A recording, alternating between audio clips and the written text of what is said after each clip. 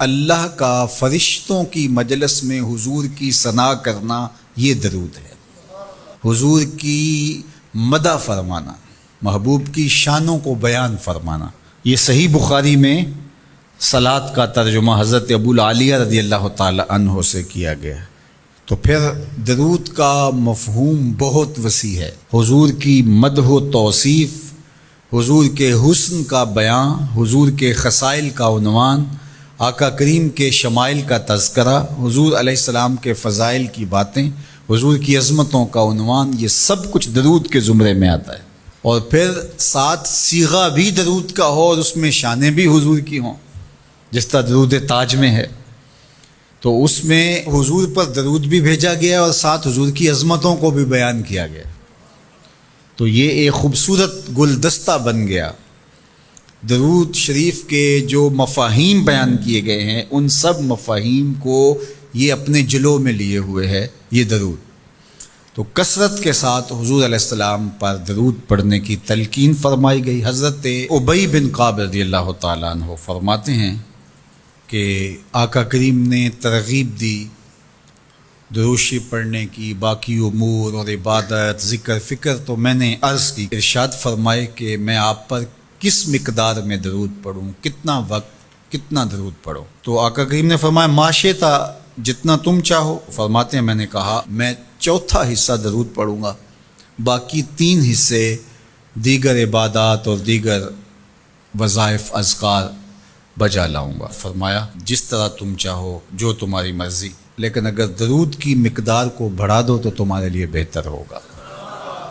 تو میں نے کہا النصف، میں آدھا وقت درود پڑھا کروں گا اور باقی چیزیں باقی آدھے وقت میں کروں گا۔ فرمایا جس طرح تم چاہو، لیکن اگر درود کی مقدار کو بڑھا دو تو تمہارے لیے بہتر ہوگا۔ میں نے کہا کہ حضور میں 2 حصے درود پڑھوں گا اور 1 حصہ باقی وظائف اوراد بجا لاؤں گا۔ فرمایا جیسے تمہارا دل چاہے، لیکن اگر تم درود کی مقدار کو بڑھا دو تو تمہارے لیے بہتر ہوگا۔ فرماتے ہیں میں نے کہا حضور میں پڑھوں گا ہی درود، سارا وقت میں آپ پہ درود ہی پڑھتا رہوں گا۔ فرمایا پھر تمہارے سارے دکھ، تکلیف، اذیتیں، پریشانیاں، اس کے لیے یہ درود کفایت کرے گا اور تمہارے گناہوں کی مغفرت فرما دی جائے گی۔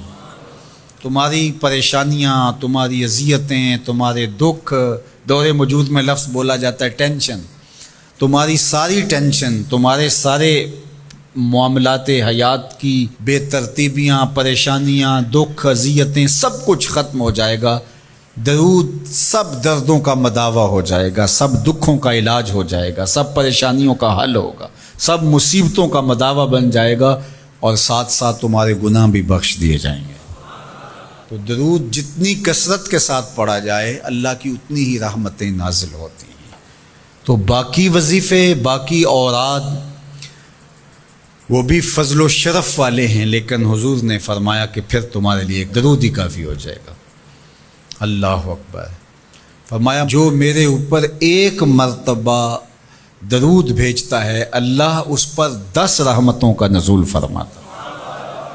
اور ایک حدیث میں آیا جو 1 مرتبہ میرے اوپر درود بھیجتا ہے اللہ اس کے 10 گناہ معاف کرتا ہے، 10 درجے بلند کرتا ہے اور 10 رحمتوں کا نزول فرماتا ہے۔ تو درود پڑھا حضور پہ کام اپنا بن رہا ہے۔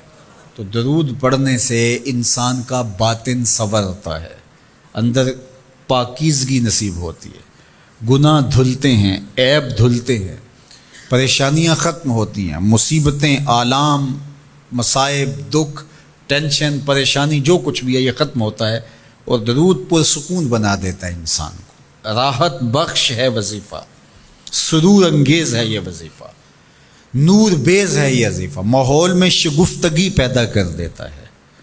اگر درود شریف پڑھو گے تو تمہاری بہت ساری پریشانیاں ختم ہو جائیں گی، تمہارے دکھوں کا مداوع ہوگا، تم ریلیکس ہو جاؤ گے درود پڑھنے۔ یہ درود شریف کی برکات ہیں۔ 1 مرتبہ درود پڑھنے سے 10 رحمتیں نازل ہوتی ہیں، اور جو بار بار حضور پہ درود پڑھتا ہے تو بتاؤ کہ کتنا بڑا ذخیرہ رحمتوں کا اس کے اطراف میں پھیل گیا۔ تو اس لیے کثرت کے ساتھ درود پڑھنا چاہیے۔ حضور علیہ السلام نے یہ بھی ارشاد فرمایا کہ جو میرے اوپر درود پڑھتا ہے میرے اوپر لازم ہے کہ میں اس کی شفاعت کروں گا۔ شفاعت رسول کے حصول کا ذریعہ درود بنتا ہے، چونکہ ہمارا آسرا ہی حضور کی شفاعت ہے۔ وہ دامن شفاعت کھولیں گے تو ہم گناہ گاروں کا کام بنے گا، اور وہ نصیب کیسے ہوگی حضور علیہ السلام کی شفاعت؟ کثرت درود سے۔ یہ بھی ارشاد فرمایا آقا کریم نے، قیامت کے دن میرے سب سے زیادہ قریب وہ ہوگا جو کثرت کے ساتھ میرے اوپر درود پڑھنے والا ہوگا۔ تو حضور کی قربت کا ذریعہ بھی درود ہے۔ کون سا مومن ہوگا جس کو حضور کے دیدار کا شوق نہیں ہے؟ کثرت درود کی برکت یہ ہے کہ حضور کا دیدار نصیب ہوتا ہے۔ حضور کا دیدار نصیب ہو جائے تو بتاؤ اور کیا چاہیے۔